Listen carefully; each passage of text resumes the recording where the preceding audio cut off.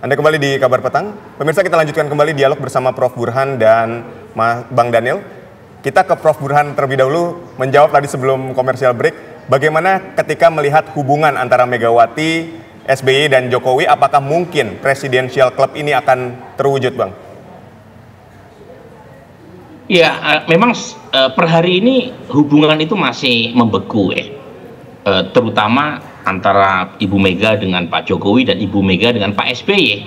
Kalau Pak SBY dengan Pak Jokowi kan tidak ada masalah.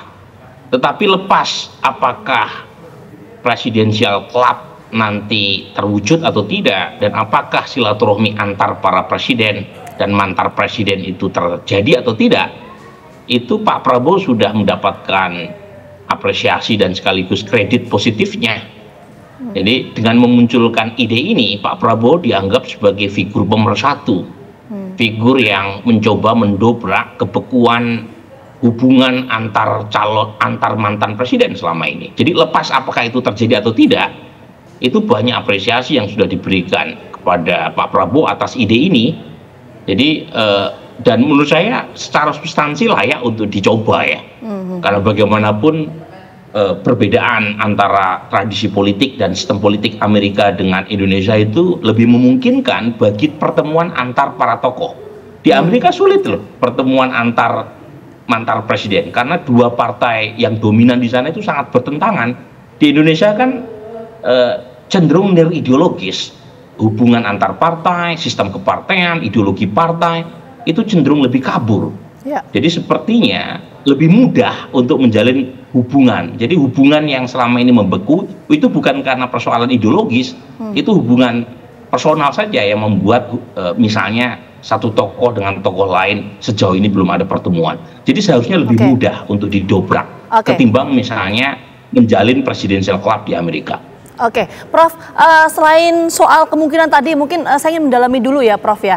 Karena begini, ini kan yang jadi pertanyaan publik adalah kenapa kemudian usulan dari Presidential Club ini muncul di tengah upaya Pak Prabowo tengah menyusun kabinetnya. Ada banyak persepsi yang muncul, Prof. Burhan. Pasti Prof. Burhan juga sudah menangkap persepsi itu ya. Apakah ini kemudian juga berkaitan dengan pembagian kue kekuasaan di internal koalisi atau seperti apa, Prof? Singkat sebelum kita ke Bang Daniel. Ya, sebenarnya begini, ide ini beberapa kali saya pernah mendengar langsung dari Pak Prabowo dalam acara Economic Outlook gitu ya, dan seterusnya.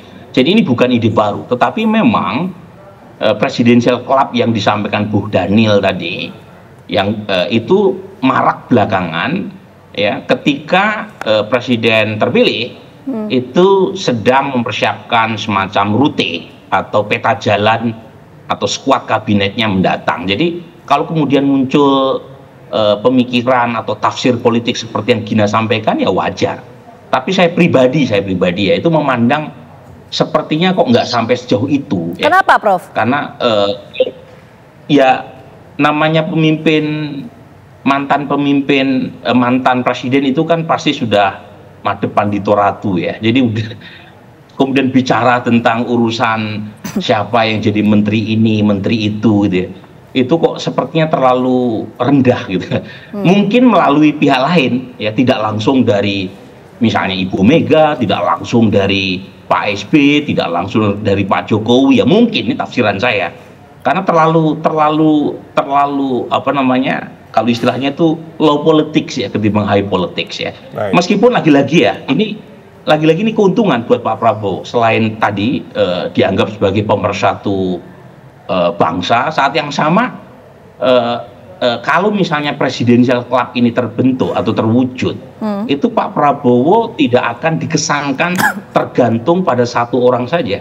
Kan selama ini muncul tuh, terutama dari elit PD Perjuangan, bahwa Pak Prabowo menjadikan Pak Jokowi semata-mata sebagai backseat driver.